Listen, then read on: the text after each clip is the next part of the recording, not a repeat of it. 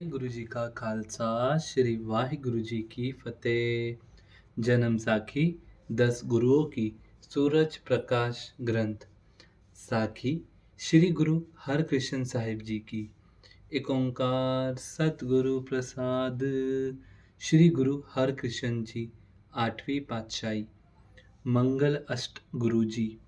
हर कृपण भयो अष्टम बलबीरा, जिन पहुँच देहली तजियो सरिया। बाल रूप धरियो स्वाग रचाई, तब सहिजे तन को छोड़ सिधाई।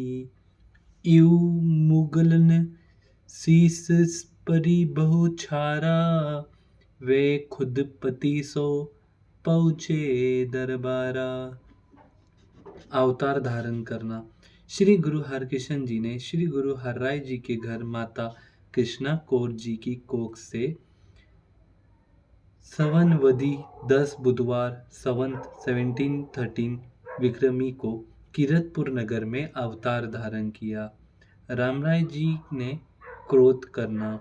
गुरु जी के ज्योति ज्योत समाने से 13वें दिन के पश्चात श्री हरकृष्ण जी को सब संगत ने गुरु गद्दी के आसन पर बैठाकर दस्तार बंदी की।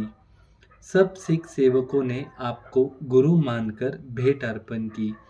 इस बात की जब इनके बड़े भाई राम राय जी को खबर हुई तो उसने बड़ा क्रोध करके बाहर मसंदों को पत्र लिखवा दिया कि गुरु की कार भेंट इकट्ठी करके सब मुझे भेजा करो, जो नहीं भेजेगा उसको पछताना पड़ेगा।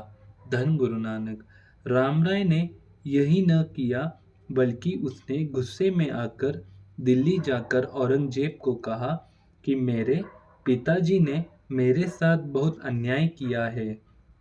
गुरु गद्दी पर बैठने का मेरा हक था, परंतु मुझे छोड़कर मेरे छोटे भाई को, जिसकी उम्र केवल 5 साल की है, उसको गुरु गद्दी पर बैठा दिया है।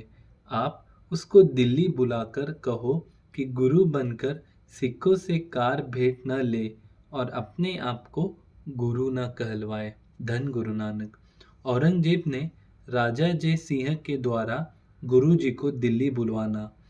राम राय जी के बहुत कुछ कहने के कारण बादशाह ने मजबूर होकर राजा जय सिंह सवाई को कहा कि आप अपना कोई विशेष आदमी भेजकर गुरु जी को दिल्ली मंगवा लो।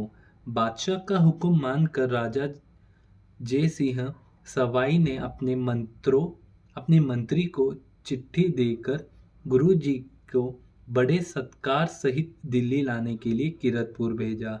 धन गुरु नानक। गुरु जी का दिल्ली आना। राजा जय सिंह की चिट्ठी पढ़कर और मंत्री की जबानी सुनकर गुरु जी ने अपनी माता जी और बुद्धिमान सिखों से विचार करके दिल्ली जाने की तैयारी कर ली और अपने साथ अपनी माता और सिख सेवकों को लेकर दिल्ली को चल पड़े। अनपढ़ पुरुष से गीता की अर्थ कराने। धन गुरु नानक। कीरतपुर से दिल्ली को जाते हुए गुरुजी अम्बोले से आगे एक गांव पंजोखरे ठहर गए।